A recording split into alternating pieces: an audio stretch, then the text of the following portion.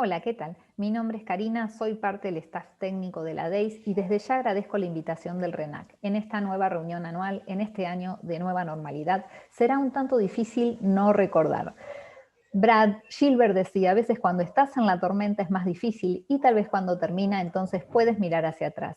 En esta ocasión estaremos conversando sobre el certificado de función fetal y estadísticas en el nivel nacional. El Sistema Estadístico Nacional se creó en 1968 a través de la Ley 17.622 bajo el principio de centralización normativa y descentralización ejecutiva. La ley crea al Instituto Nacional de Estadísticas y Censos con los objetivos de ejercer la dirección superior de todas las estadísticas oficiales, estructurar y conducir el Sistema Estadístico Nacional. Según la ley, el INDEC se reserva el derecho de elaborar las estadísticas que considere conveniente y descentralizar la ejecución de las estadísticas sectoriales en otros componentes del Sistema Estadístico Nacional. Entre los componentes del Sistema Estadístico Nacional se mencionan los servicios estadísticos de los ministerios y las secretarías de Estado. El sistema estadístico está estructurado bajo una lógica de centralización normativa y descentralización ejecutiva dentro de la DEIS. Los contenidos incorporados en el sistema, las metodologías utilizadas y las definiciones conceptuales dentro del sistema estadístico de salud se establecen mediante el acuerdo entre el nivel nacional y las 24 jurisdicciones. El sistema estadístico de salud tiene una lógica territorial. Esto significa que en el nivel jurisdiccional concentra todos los hechos ocurridos en la jurisdicción independientemente de la dependencia administrativa del establecimiento en el cual ocurrieron. En ese marco, la Dirección de Estadística e Información de Salud, la DEIS, representa el componente del Sistema Estadístico Nacional en el Ministerio de Salud, lo que implica una dependencia administrativa del Ministerio y una normativa del INDEC.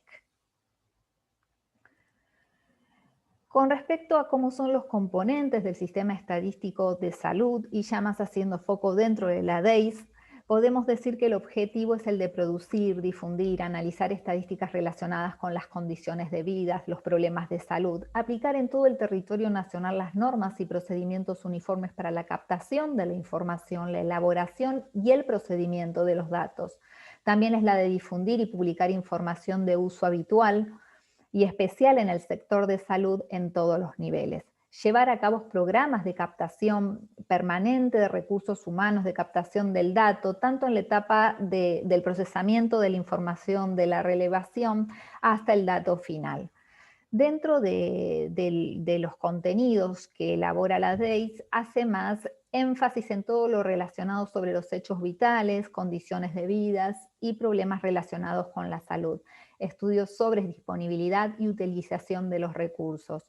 Respecto a las metodologías, realiza implementaciones con los registros permanentes, censos o catastros, encuestas a población y servicio. Con respecto a los componentes, ya se basan en el tipo de todo lo que tiene que ver con los subsistemas de estadísticos vitales, de servicios de salud, estadísticas de cobertura y demanda, utilización de servicios y gastos directos en salud. Y cuando hablamos de estrategia de evaluación y calidad de los datos, se realizan investigaciones especiales y capacitación para la evaluación de los mismos.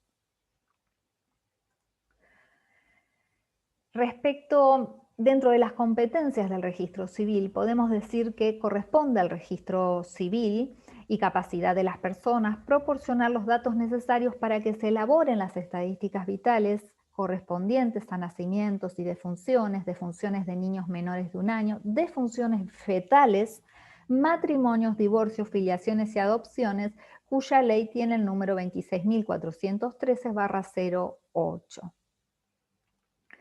Y si nosotros queremos hablar con respecto a la estructura en donde ocurren y se certifican los hechos vitales en los distintos niveles, el Sistema Estadístico de Salud cuenta con componentes en el nivel local, registros civiles y establecimientos de salud jurisdiccional, como las oficinas provinciales estadísticas de salud, como si fuese la DEIS a nivel nacional, también tienen una dependencia que hace a la Dirección Provincial de Estadísticas y Censo Jurisdiccional, como lo es a la DEIS correspondiente con el INDEC mencionado anteriormente. Cuando hablamos ya en el hecho de la certificación, lo que se está haciendo hasta ahora, y también vamos a comenzar a mencionar lo que se está gestando en estos momentos, lo que están haciendo, que son los certificados digitales de hechos vitales, que a medida que transcurra la conversación vamos a ir haciendo hincapié en algunos detalles, pero la certificación hasta estos momentos se realiza de la siguiente manera. Por un lado, tanto un médico como una médica emite un certificado de función conjuntamente con el informe estadístico de función. El certificado de función pasa al registro civil, de allí se elabora el acta de función, va a archivo y luego se genera el permiso de inhumación, cremación o traslado. Y con respecto al informe estadístico de función, que también va al registro civil, pero luego pasa a las oficinas de estadísticas de salud provincial, que estas emiten luego a la Oficina Estadística de Salud Nacional, que es la DEIS. Con respecto a los aspectos metodológicos, podemos mencionar que cada hecho estadístico es registrado en un instrumento estadístico específico, como por ejemplo pueden ser el informe estadístico de nacido vivo, el informe estadístico de defunción, el informe estadístico de defunción fetal. Cada provincia diseña, imprime y distribuye sus informes estadísticos contemplando el conjunto mínimo de variables acordadas en el nivel nacional. Si hablamos del propósito de los registros de información médica, queremos destacar, establecer y definir dos cuestiones importantes. La historia clínica se utiliza más para todo lo que tenga que ver con el diagnóstico, el manejo terapéutico, la rehabilitación del paciente. En cambio, los fines del informe estadístico de función contribuyen a poder definir prioridades para mejorar la salud de la población, ya sea a nivel departamental, a nivel de una localidad, a nivel jurisdiccional o bien nacional. Y con respecto a lo que es un estándar del informe estadístico de función fetal, el mismo que se utiliza hoy por hoy en Argentina es una adaptación del recomendado por la OMS. Las variables que se miden para cada hecho estadístico relevado están determinadas en conjuntos mínimos acordados oportunamente por las jurisdicciones, como acabo de mencionar, y existen otras variables y contenidos de interés jurisdiccional o local que no son remitidos al nivel nacional. Los datos y contenidos del informe estadístico no corresponden a una declaración jurada, ni de los informantes que lo suministran, ni quien los transcriben en el informe, constituyendo solo una descripción estadística del hecho vital ocurrido. La finalidad estadística de los mismos y la normativa legal vigente, la Ley 17.622/68, establecen la obligatoriedad de su respuesta y los hace acreedores de la confidencialidad y reservan el tratamiento de los datos. Los mismos están amparados por el secreto estadístico y no pueden ser falseados, y el informe estadístico no es un instrumento legal, sí tiene el certificado. Aquí ya vemos la primera parte que hace a las variables del informe estadístico de función fetal, y este sí es competencia y responsabilidad del profesional que certifica la defunción fetal, como comenté anteriormente. Los ítems 1, 2, 3 y 4, que son competencia del registro civil en el momento de la inscripción, como la fecha de inscripción del departamento, de la delegación, del registro civil, tomo, folio y acta. Y luego existen otras variables, a raíz de esta defunción, si estuvo internada la madre, si fue en un establecimiento público o en un establecimiento privado, el nombre, y luego hace hincapié en lo que son las causas de defunción fetal. Actualmente, para anotar la causa de muerte fetal se prevén de 5 partes identificadas con las letras A, B, C, D y E. En las partes A y B deben anotarse las afecciones del feto. La enfermedad o la afección más importante se anota en el ítem A y el resto, si existiese, en el ítem B. Por más importante se entiende aquel estado patológico que en opinión del médico informante hizo la mayor contribución a la muerte del feto. La manera de morir, por ejemplo, asfixia y anoxia, no se deben anotar en el ítem a menos que sea la única afección del feto que se conozca. En las partes C y D se deben anotar todas las afecciones o afecciones de la madre que en su opinión tuvieron algún efecto adverso sobre el feto. Aquí nuevamente la afección más importante debe anotarse en el ítem C y otras, si la hubiere, en el ítem D. La parte E, aquí abajo, se ha previsto para que el informante considere cualquier otra circunstancia que tuvo importancia en la muerte, pero que no pueden ser descritas como una enfermedad o afección del feto de la madre. Por ejemplo, si el parto fue sin la presencia de un profesional, si la madre sufrió algún tipo de accidente. Y los que luego existen otras variables, es que si el feto presentó señales de maceración, sí o no, el sexo, cuál fue la fecha de expulsión, de extracción del mismo, cuál fue el peso, en este caso 900 gramos, la defunción provino de un embarazo simple o múltiple, y si fue múltiple, cuántos nacidos vivos, cuántas defunciones fetales, cuántas semanas completas duró la gestación y en qué fecha comenzó la última menstruación normal previa a este embarazo. Pero también aquí ven una aclaración, y aquí sí voy a hacer hincapié y en volver a comentarle que estamos en un momento de transición en los cual voy a ir contando en distintas etapas respecto a los nuevos certificados digitales de hechos vitales. Esto solamente por el momento se está realizando en el certificado y en el informe estadístico de defunción general. Cumplirá sus etapas hasta llegar al informe estadístico de función fetal, pero vale la pena para que vayan conociendo qué etapas están trabajando y cómo va a ser este giro, que no va a haber tantos cambios, pero de qué consta toda esta certificación digital.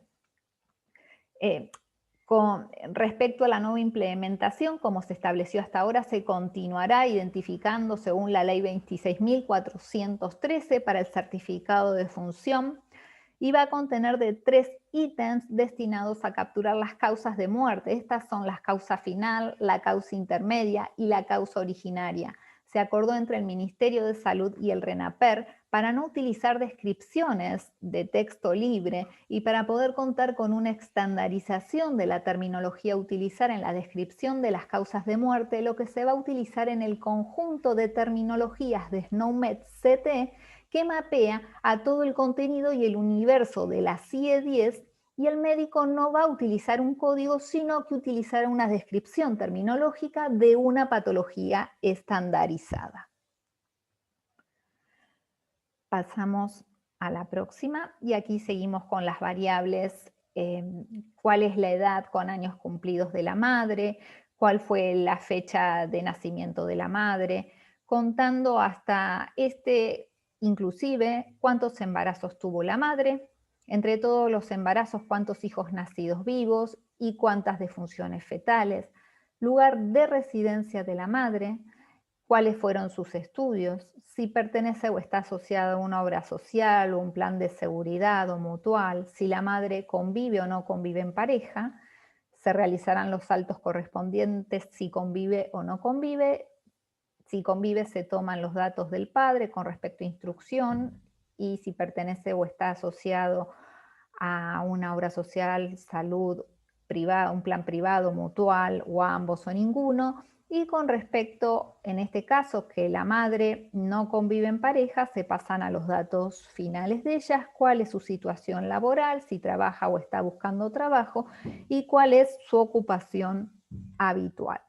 Y en este caso aquí de nuevo se está pensando también, probablemente, para la ocupación, implementar la tabla de ocupación que trae definida dentro de SNOMED, para poder también estandarizar todo lo relativo a las ocupaciones a nivel nacional. Y aquí quisiera traerles un tema de discusión. La red LASIX es la red latinoamericana y del Caribe para el fortalecimiento de los sistemas de salud, funciona dentro de la OPS y cualquier país que pertenezca a esta red latinoamericana puede realizar distintas consultas sobre clasificación de la defunción o dudas que tenga antes los certificados a este foro y las mismas tendrán su respuesta a la brevedad, a cabo de un tiempo. Por ejemplo, en Argentina en su momento el tema de discusión que propuso en dicho foro es público y ustedes pueden ubicarlo fácilmente. La inquietud radicaba en lo siguiente. En mi provincia estamos con este problema, tal cual lo planteás, el registro civil también pone trabas a la hora de un certificado de función fetal en menos de 20 semanas de gestación. Y nos ha pedido que como Departamento de Bioestadística le demos la aprobación de un certificado nuevo. Envío esta moción porque necesitamos dar respuesta. Al fin y al cabo, ¿a partir de cuántas semanas de gestación debería hacerse el certificado de defunción fetal? Y aquí la respuesta. A los efectos del registro estadístico en la República Argentina se empleará la siguiente definición de defunción fetal recomendada por la Organización Mundial de la Salud. La defunción fetal es la muerte de un producto de la concepción antes de la expulsión o la extracción completa del cuerpo de la madre, independientemente de la duración del embarazo. La muerte está indicada por el hecho de que después de la separación el feto no respira ni da ninguna otra señal de vida, como latidos del corazón, pulsaciones del cordón umbilical o movimientos efectivos de los músculos de contracción voluntaria. Observar que de acuerdo con esta definición, todo producto de la concepción que al ser separado de la madre no presenta signos de vida, es una defunción fetal y debe ser registrado como tal. Los abortos son partes de las defunciones fetales. Como verás en este pequeño último párrafo, expresa que los abortos son partes de las defunciones fetales independientemente de las semanas de gestación. Por otro lado, los únicos certificados oficiales son los que establece el sistema estadístico de Argentina para el país, no existen otros. Y aquí vamos a pasar un poco a lo que elabora la DEIS anualmente y vamos a ir viendo distintas elaboraciones, anuarios, distintas publicaciones, boletines y demás. Pero en este momento vamos a hablar un poco de lo que tiene que ver con el anuario de estadísticas vitales para el año 2018 sobre algunos cuadros de la mortalidad de función fetal. Con respecto a estos indicadores, en el cuadro 45 tenemos las defunciones fetales según tiempo de gestación por jurisdicción de registro y para ese año nos encontramos con 5.910 defunciones fetales. Con respecto a menos de 22 semanas de gestación, con un porcentaje de 15,8, ocurrieron 933 casos y el 40% estuvo regido por 2.365 casos, que es el mayor porcentaje, ocurrieron estas defunciones entre la semana 28 y 36. Respecto a las defunciones fetales, según el intervalo de peso por jurisdicción de residencia de la madre, con menores de 500 gramos, y están obviamente anotadas, se produjeron 995 y de 500 a 999, 1.252. Y ya respecto a los indicadores elaborados, tenemos que la tasa de mortalidad perinatal fue de 11,3, la fetal total de 8,5, la fetal por peso de 5,1 y la razón de mortalidad fetal de 8,6. Aquí también tenemos defunciones fetales según grupos de causa y con respecto al año 2018 y vemos que el 33,1% se debe a la muerte fetal de causa no especificada. Con esto no quiero decir que esté mal, porque quizás en la defunción fetal no pueden conocerse bien las causas, pero justamente las no especificadas ocupan el mayor porcentaje.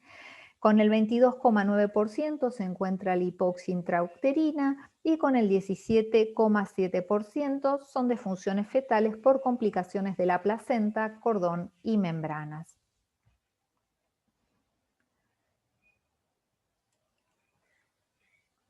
La calidad de la certificación de la causa de muerte constituye uno de los grandes desafíos de los sistemas estadísticos vitales en el mundo. La DES realiza actividades de sensibilización y capacitación propias y a través del Centro Argentino de Clasificación de Enfermedades, es un centro colaborador de la OMS, justamente para tratar de tener porcentajes de causas inespecíficas lo más bajo posible. Y con respecto a la tendencia, a la serie que podemos observar aquí respecto a la defunción fetal desde el año 2000 hasta el año 2018, vemos que la mayor tasa se produjo con 11,4 puntos en el año 2001, la menor fue en el año 2010 con 7,5 y para el último trienio esta tasa osciló entre 8,3 y 8,5. Entonces nos preguntamos, ¿hacia dónde vamos? El 33,1% de las causas son defunciones fetales no especificadas. En lo posible debería poder revertirse, puesto que la misma ocupa el primer lugar de las causas de defunción fetal, seguida por hipoxia intrauterina, como acabamos de ver con el 22,9% de los casos, y luego complicaciones de la placenta, cordón y membranas con el 17,7%. Se pudo observar que la tendencia de la serie sobre los últimos 18 años fue decreciente, oscilando entre 11,4 puntos y 7,5. Y aquí, después de ese hacia dónde vamos, quería comentarles que para que estén interiorizados sobre el trabajo que se está realizando en las estadísticas vitales, en el informe estadístico de función en el nivel nacional, y como dije anteriormente, para el informe estadístico de función fetal habrá que esperar un poquito, pero proporcionaré algunas generalidades. Al comienzo de este año se manifestó el Ministerio del Interior con la necesidad de iniciar las actividades tendientes a generar el certificado digital de defunción y de allí en más se realizaron las convocatorias a los distintos organismos como se menciona en el marco de resolución conjunta 6 del 2020. En la cual manifiesta que se entiende necesario avanzar hacia la tramitación emisión por medios electrónicos de las certificaciones de los hechos vitales de las personas humanas y en las circunstancias enumeradas en la Ley 26.413, aumentando sus parámetros de seguridad, inviolabilidad y fidelidad. Dentro de los puntos mencionados, aclara que la Ley 25.506 de firma digital reconoció la eficacia jurídica del instrumento electrónico, la firma electrónica y la firma digital. Que la emisión de estos certificados digitales de hechos vitales deberá realizarse en forma de informarse a través de medios electrónicos firmados digitalmente por los profesionales médicos intervinientes, resguardando la seguridad e inviolabilidad de los datos conforme a los parámetros establecidos por los organismos con competencia de la materia. Que los profesionales médicos habilitados para la emisión de los certificados digitales de hechos vitales deberán contar con la firma digital y estar debidamente registrados ante el Ministerio de Salud de la Nación. En esta implementación en esta participación conjunta se encuentra la Dirección Nacional del Registro Nacional de las Personas, que es un organismo descentralizado actuante en la órbita de la Secretaría del Interior del Ministerio del Interior y la Administración Nacional de la Seguridad Social, siguiendo las recomendaciones que imparta el Ministerio de Salud. Y dentro de esta resolución conjunta, dentro de los considerandos, dice que en tal sentido corresponde implementar el uso de los certificados digitales de hechos vitales como documentos electrónicos destinados a certificar los hechos vitales de las personas. Que el Ministerio de Salud deberá definir todo lo concerniente a la inclusión de datos estadísticos en los certificados digitales de hechos vitales en consonancia con la normativa legal vigente para los certificados que se emiten en formato papel. Y aquí es cuando quiero comentarles un poco a ustedes cómo es esto de las fases, en dónde se está trabajando y cómo nos vamos aproximando a los certificados digitales de hechos vitales. Esta primera etapa está ocurriendo, comienza en octubre, esta prueba piloto que se está realizando, comenzó en octubre, noviembre del año 2020. A partir de la incorporación de los contenidos del certificado de función, se va a probar la posibilidad de que un médico emita un certificado digital con firma remota y ese certificado digital sea almacenado en la plataforma federal de gestión custodiada bajo la órbita del RENAPER, en la que luego se realizará la transferencia de dicho certificado digital al registro civil en donde ocurrió la defunción. En esta primera fase, que es la de funcionalidad del sistema, la prueba piloto, se tendrá que confeccionar en forma simultánea el certificado de función por un lado y el informe estadístico en formato papel como se venía realizando hasta ahora. La prueba piloto tiene como objetivo probar la funcionalidad del sistema y por lo tanto lo que se emita dentro de la prueba piloto no va a tener valor legal. Si bien va a tener la firma del médico que certifica la muerte, no va a tener el valor legal el certificado digital que se realice dentro de la prueba. Requisitos para realizar la prueba es que el médico debe contar con la firma digital remota para poder emitir el certificado digital.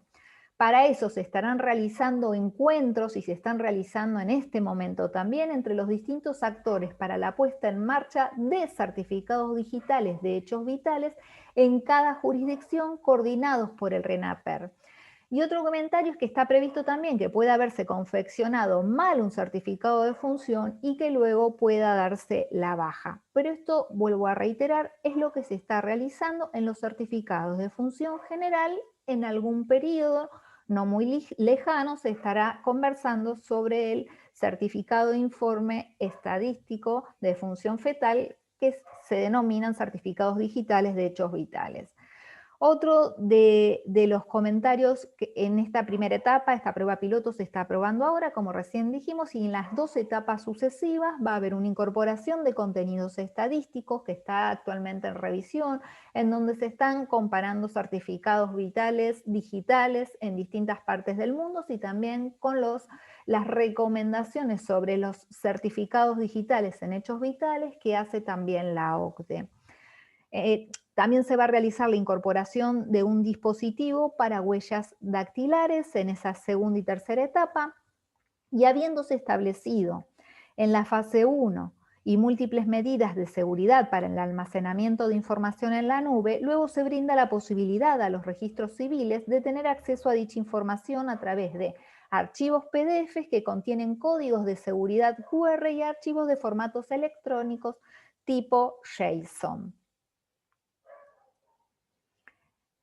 Entonces, muy resumidamente, también cabe aclarar que entre las generalidades de esa prueba piloto e implementación se deben también definir y acordar los circuitos del flujo de la información estadística, desarrollar los nuevos aplicativos de software necesarios para el procesamiento y codificación de las causas de muerte, el control de los datos y todo el trabajo que eso requiere. Y también hay que tener en cuenta y considerar la coexistencia del formulario papel, porque hay lugares que no tienen acceso a Internet, y los formularios digitales, y lo que conlleva a su vez al control de la cobertura de los casos de estos datos y la integración de ambas fuentes. Es una tarea extremadamente ardua. Entonces también, ¿para qué se está yendo hacia ese camino, más allá de mejorar todo lo que tiene que ver con los hechos vitales y las estadísticas vitales y todo nuestro sistema de salud? Dentro de los beneficios para las estadísticas de mortalidad, es fundamental para la gestión en salud pública contar con información sobre las causas de muerte en forma oportuna y con datos de calidad. El registro electrónico de las defunciones permitirá reducir el porcentaje de las causas mal definidas y disminuir el porcentaje de causas poco útiles.